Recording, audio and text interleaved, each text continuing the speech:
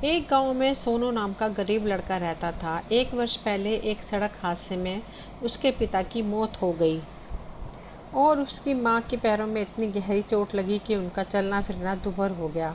पिता की मृत्यु के बाद उनकी हालत और भी खराब हो जाती है। एक दिन सोनू की मां ने सोनू से कहा, अब तो बस कुछ चिल्लर ही बची है, सारा पैसा मेरे इलाज में जा रहा है, घर में खाने तक के पैसे नहीं है, तू मुझे मार डाल और इस बीमार माँ से छुटकारा पालो।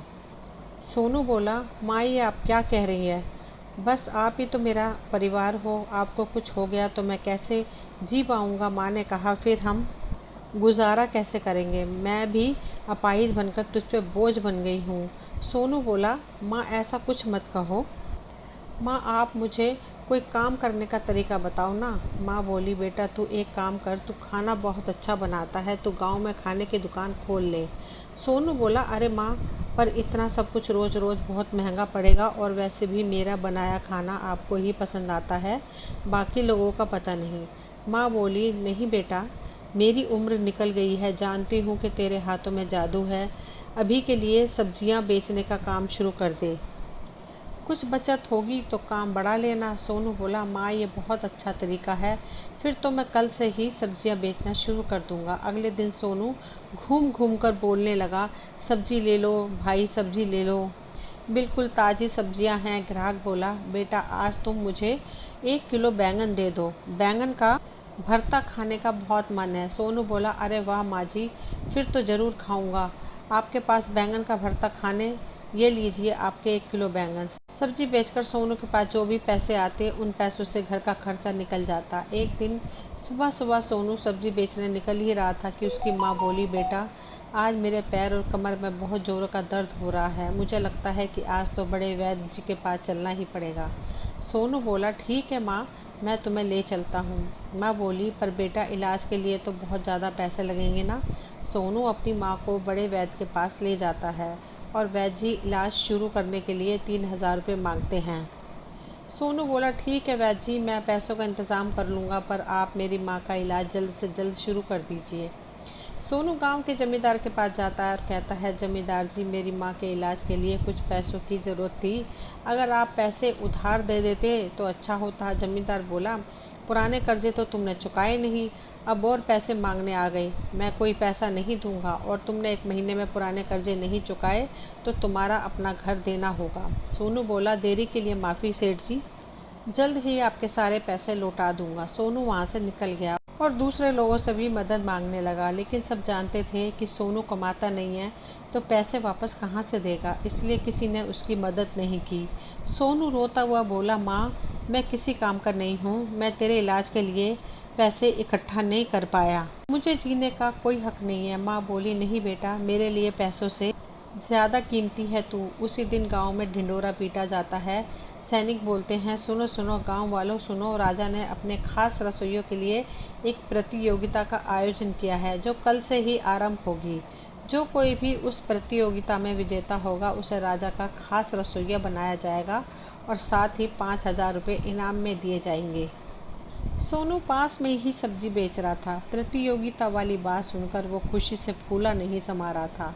अरे वाह, अगर मैं इस प्रतियोगिता में जीत गया तो माँ का इलाज करवा सकता हूँ और फिर राजा का रसोइया बनना भी कोई छोटी बात नहीं है।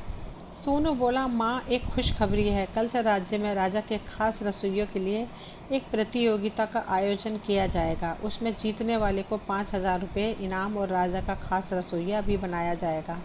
मैं इस प्रतियोगिता में भाग लूँगा। फिर सोनू पड़ोसियों को अपनी माँ की देखभाल का बोलकर प्रतियोगिता के लिए निकल जाता है। अगले दिन प्रतियोगिता शुरू हो जाती है। सारे प्रतियोगी सोनू को देखकर ज़ोर ज़ोर से हंसने लगते हैं। पहला प्रतियोगी बोला, अरे वो देखो, अब भिखारी भी राजा के खास रसोइयों के लिए प्रतियोगिता में भाग लेने आए हैं। हंसते हंसते वो आदमी खंबे से टकराकर धड़ाम से गिर जाता है। फिर सब लोग उस पर हंसने लगते हैं। तभी वहाँ पर राजा आ जाता है और प्रतियोगिता शुरू हो जाती है। फिर सारे प्रतियोगी खाना बनाना शुरू कर देते हैं। सभी प्रतियोगी बहुत अच्छा खाना बनाते हैं और खाने की खुशबू सूंघकर राजा फिर से वहाँ पर आ जाता है। राजा खुश होकर बोला, वाह क्या खुशबू है, यह खुशबू सूंघकर तो मुझे और भी ज़्यादा भूख लगने लगी है। अगर आप सबका खाना बन गया हो तो जल्दी जल्दी मेरे सामने पेश करो, मेरी भूख बढ़ती ही जा रही है। फिर सब लोग अपना अपना भोजन राजा के सामने पेश करते हैं। राजा ने कहा, अरे वाह, इतना स्वादिष्ट खाना, इस खाने को चखकर तो मेरी माँ के हाथ के बने हुए खाने की याद आ गई। मंत्री बोला, पर महाराज, इसमें आपको नमक थोड़ा कम नहीं लग रहा है? राजा बोला, नहीं मंत्री जी, मुझे तो सब सही लग रहा है। हो सकता है कि आपको नमक ज़्यादा चाहिए। एक काम करो मंत्री जी, कि सब्जी में थोड़ा नमक और मिला दो। सोनू मंत्री की सब्जी में थोड़ा नमक डाल देता है तो खाना बेस्वाद हो जाता है। राजा बोला, अरे मंत्री जी, आप इतना धीरे धीरे क्यों खा रहे हो? ये पूरा खाना ख़त्म करना है आपको, क्योंकि आपको तो पता ही है मुझे अन्न का अपमान करना बिल्कुल भी पसंद नहीं है। मंत्री को फिर ज़बरदस्ती पूरा खाना ख़त्म करना पड़ता है। फिर राजा भोजन चखकर जिसने अच्छा भोजन बनाया होता है सिर्फ उसे ही प्रतियोगिता में आगे बढ़ने के लिए कहता है और बाकी लोगों को वहाँ से निकाल देता है। मंत्री का रसोइया चंदन बोला, मंत्री जी, मैं बाकी सबसे तो निपट लूँगा, लेकिन ये जो भिखारिया है इसे कैसे निपटाऊँ? मंत्री बोला, तुम फिक्र मत करो, इसको तो हम डरा धमकाकर यहाँ से भगा देंगे। मंत्री बोला, ए भिखारी? सोनू बोला, जी मंत्री जी। मंत्री बोला, चल निकल जा यहाँ से और वापस दिखाई भी मत देना, और इस प्रतियोगिता से अपना नाम भी वापस ले लो। सोनू बोला, नहीं सरकार, मैं अपना नाम वापस नहीं ले सकता, मुझे प्रतियोगिता के पैसे से अपनी माँ का इलाज करवाना है। मंत्री बोला, तू मुझे बता, तुझे कितने पैसे चाहिए, मैं तुझे माला माल कर दूंगा, बस तुम इस प्रतियोगिता से अपना नाम वापस ले लो। सोनू बोला, नहीं मालिक, मैं अपनी माँ से वादा करके आया हूँ और मुझे मुफ्त के पैसे नहीं चाहिए, आप चाहे जो हो जाए, मैं अपना नाम वापस नहीं लूँगा। मंत्री ये बात जाकर चंदन को बताता है। चंदन बोला, ठीक है मंत्री जी, आप बस किसी तरह मुझे सुबह सुबह रसोई के अंदर ले चलना, बाकी सब मैं कर लूँगा। मंत्री सुबह रसोइयों के पहरेदारों से बातचीत करता है और इतने में चंदन चुपके से अंदर जाकर सोनू का पूरा सामान तहस नहस कर देता है। तभी उसके हाथ से एक मसाले का डिब्बा गिर जाता है। आवाज़ सुनकर कोई अंदर न आ जाए, वो तुरंत डिब्बा बंद करके छिप जाता है और फिर मंत्री की मदद से बाहर आ जाता है। राजा बोला, प्रतियोगियों, आज मुझे कुछ अच्छा और कुछ अलग खाने का मन कर रहा है। देखते हैं आप सभी में से कौन मेरी भूख को शांत करता है। चंदन बोला, महाराज आप देखना, मैं ही आपकी भूख को शांत करके आपका खास रसोइया बनूंगा। राजा बोला, वह तो खाना चखने के बाद ही पता लगेगा। सोनू जब रसोई में अपना सामान लेने गया तो देखा, अरे मेरी सारी सब्जियां और सारा मसाला किसने तहस नहस कर दिया, अब मैं खाना कैसे बनाऊंगा? ये कौन हो सकता है जिसने मेरी सब्जियां और मसाले ख़राब कर दिए हैं? अगर मैं हार गया तो माँ को क्या जवाब दूंगा, उनका इलाज कैसे कराऊंगा? अरे महाराज भी आने वाले हैं, मैं क्या करूँ? सोनी बाकू लोगों से थोड़ा थोड़ा सामान मांगता है लेकिन कोई उसे कुछ नहीं देता।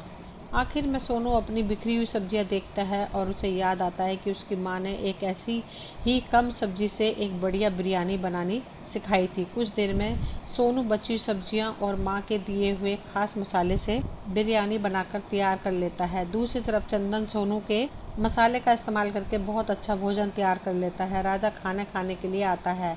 राजा बोला, हाँ तो बताइए आपने क्या बनाया है? चंदन बोला, महाराज मैंने आपके लिए रसमलाई बनाई है, आप पहले इसे चखिए। राजा बारी बारी करके सभी के पकवान चखता है। राजा बोला, हाँ मैंने सबका भोजन चख लिया है, अब तुम्हारी बारी है, तुमने क्या बनाया है? सोनू बोला, महाराज मैंने आपके लिए बिरयानी बनाई है। सोनू राजा के सामने बिरयानी पेश कर देता है। राजा बोला, इसकी खुशबू ने तो मेरा दिल खुश कर दिया है, मैं जल्दी से चखकर देखता हूँ कि बिरयानी कैसी बनी है। कुछ समय बाद राजा बोला, हाँ तो अब मैं विजेता घोषित करता हूँ, मुझे इन सब में से चंदन के हाथ का बनाया भोजन बहुत ही ज़्यादा स्वादिष्ट लगा है। अचानक राजा के पेट में बहुत ज़ोर का दर्द होने लगता है। राजा बोला, अरे ये मेरे पेट में दर्द क्यों हो रहा है? अरे राम जी बचाओ, ये कैसा दर्द है? मंत्री बोला, अरे महाराज ये क्या हुआ आपको? राजा बोला, पता नहीं मंत्री जी, अचानक मेरे पेट में बहुत ज़ोर से दर्द होने लगा है। मंत्री बोला, आप इतना खाना खाओगे तो पेट में तो दर्द होगा ही। राजा बोला, क्या कहा तूने? नमक हराम, मैं रोज़ इतना ही खाना खाता हूँ। मंत्री बोला, मेरा मतलब है हो सकता है आपके खाने में कुछ ऐसा मिलाया गया हो जिससे आपके पेट में दर्द हो रहा हो। राजा बोला, हो सकता है, पर पता कैसे लगाया जाए कि किसने भोजन में मिलावट की है? सोनू बोला, महाराज मैं पता लगा सकता हूँ। राजा बोला, पर कैसे? सोनू बोला, मुझे मेरी माँ ने बहुत सारे मसालों की ऐसी विद्या बताई है जिससे मैं सूंघ कर किसी मसाले के बारे में पता लगा सकता हूँ। मुझे बस इसके लिए सभी के हाथों को सूंघना पड़ेगा। राजा बोला, ठीक है। सभी प्रतियोगियों ने अपने अपने हाथ आगे करे। सोनू हाथ सूंघकर बताता है, महाराज चंदन के खाने में ही कुछ मिला हुआ था। चंदन बोला, क्या बकवास कर रहे हो, ऐसा हो ही नहीं सकता। सोनू बोला, अरे पर ऐसा हुआ है, तुम्हारे भोजन में ही कुछ मिलावट थी। चंदन बोला, पर मैंने तो तुम्हारे मसाले अपने भोजन में डाले थे। इसका मतलब है कि तुम महाराज को नुकसान पहुंचाना चाहते थे। सोनू बोला, अच्छा तो तुम ही हो वो चोर जिसने मेरे सारे मसाले और सब्जियां चुरा ली थी। अरे भाई, वो जो तुमने मेरे मसाले चुराए थे ना, वो मेरी माँ ने मुझे बनाना सिखाया था। अगर उसमें से थोड़ा सा भी ज़्यादा डाल दो तो पेट में दिक्कत होने लगती है। राजा बोला, अरे तुम ये क्या कह रहे हो, मेरी तो कुछ समझ में नहीं आ रहा है।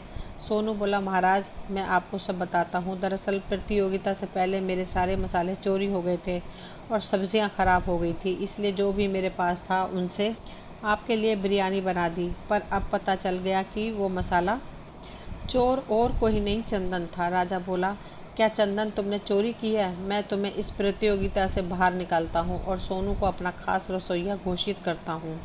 राजा बोला, लेकिन जल्दी से वैद्य को बुलाओ, मेरे पेट में दर्द तो कम हो।